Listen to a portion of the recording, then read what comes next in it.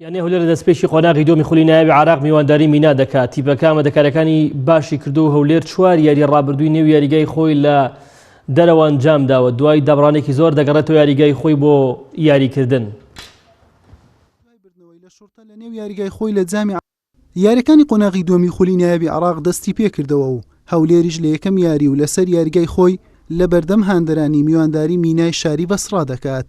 یانەی هەولێر دوای بردنەوەی لە شورتە لە نێو یاریگای خۆی لە جامی عراق و ڕووداوەکانی دوای یاریەکە وای کرد هەولێر 4 یاری لە دەرەوە یاریگای خۆی بەبێ ئامادەبوونی هاندەر ئەنجام بدات.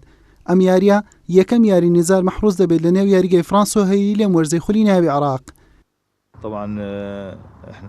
خۆتان دەزان تیپەکەمان لە ماوەی نێوان هەردوو قۆناغدا بوو، ماوەی گواستنەوەی یارزانانیش کەم پێکی ناوەخۆیمان ئەنجامدا، بەڵام بەداخەوە ئێمە 36 یاریزانمان ناونووس کردووە، بەڵام 10 یاریزانە لە تیپی بەشدار لە خولی کوردستانە، تەنها 18 بۆ 20 یاریزان بەشدار بوون. بەشێکیان بەهۆی مۆڵەت وەرگرتن و گەشتەکانیان و پیشەگەرەکانیش درەنگ گەیشتن. بۆیە جیاوازیەک لە ئامادەکاری هەبوو، بەڵام ئەوانەی ئامادەبوون ئامادەکاریی زۆر باشیان کردووە. قۆناغی دۆم بۆ هەموو تیپەکان قوڕس دەبێت، بەڵام ئینشاءالله ئاستی تیپەکە بەرز دەبێتەوە و ئەنجامەکانیش باشتر دەبن. یانی هەولێر کۆمەڵێک گۆڕانکاری لە پێکاتەکەی کردووە، دەستبەرداری چەندین یاریزان بووە و 8 یاریزانی گواستۆتەوە ڕیزەکانی، لەوانەش 2 پیشەگەرن. کەم پێکی مەشقی ناوەخۆشی ئەنجام داوە.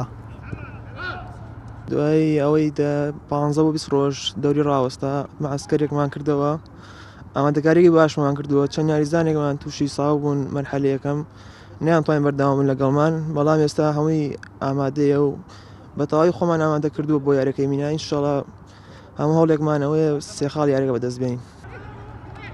یاری نێوان هەولێر و مینا ڕۆژی چوارشەممە لە کاتژمێر 4 و 15 خولەک لەسەر یاریگای فرانسۆ هەریری ئەنجام دەدرێت. لە مێژوودا هەردوویانە لە چل یاری فەرمی بەیەک گەیشتوون. هەولێر خاوەنی 15 برنەوەی و میناژ 11 سەرکەوتن. 14 یاریش بە یەکسانی بە کۆتا هاتووە.